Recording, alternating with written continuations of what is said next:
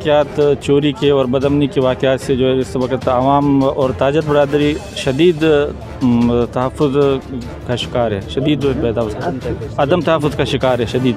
और यहाँ का अभी जो क्राउड हो और यहाँ पे जो हमने रैली पुरअमन रैली निकाली और आज की हड़ताल से साबित हुआ है कि हम जो है यहाँ के गारों के आवाम मुकम्मल तौर पे इंतज़ामिया से मायूस हैं और इंतज़ामिया जो है ना यहाँ पर हमारी कोई बात नहीं सुन रही।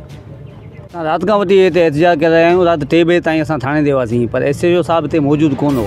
असां जॾहिं का वारदात थींदी आहे असां ईंदा आहियूं हिते थाणे ते NC दाख़िल करण त SHO साहब मिलंदो कोन्हे।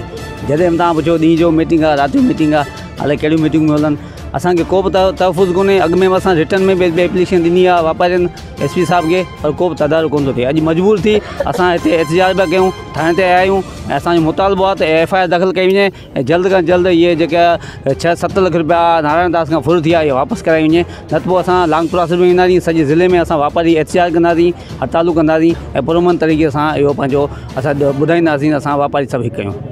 पैसा रिकवर थिया आहिनि बाक़ी जेके जवाबदार हक़ीक़ी जेके थे अञा गिरफ़्तार कोन थिया आहिनि। सिर्फ़ु 2,30,000 रुपया जेका फुर असांखे कोर्ट जे थ्रू मिली आहे ऐं ॿी जेका घरनि मां या आम शहरनि खां फुर थी आहे या मोटरसाइकिल चोरी थियणु ऐं फुरिजणु उहो रोज़ जो मामूलु आहे। हिते लाकुलत बदअमनी हद खां वधी वई आहे।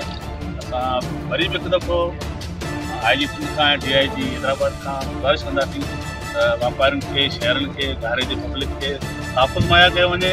छो जो असां टैक्स ॾियार आहियूं ऐं शरीफ़ माण्हू आहियूं। सभु तव्हां बदमाशी कोन्हे वञी रोड ब्लॉक करे वेही रहूं या जेको थाणनि ते हमला करियूं। त असां फ़िलहाल त पुरअमन इहा असांजी तहरीक आहे जंहिंमें असांजे शहर जा सिविल सोसाइटी जा माण्हू तंज़ीमूं जुमा कराम जुमा कमेटी वापारी बिरादरी जो छोटो माण्हू ऐं साफ़ी बिरादरी गॾु आहियूं। इंशाअल्लाह ये जंग असांजी जारी आहे, असां जारी रहंदी ऐं जेसिताईं बदअमनी या शहर में अमन जो मसइलो हल न थिए।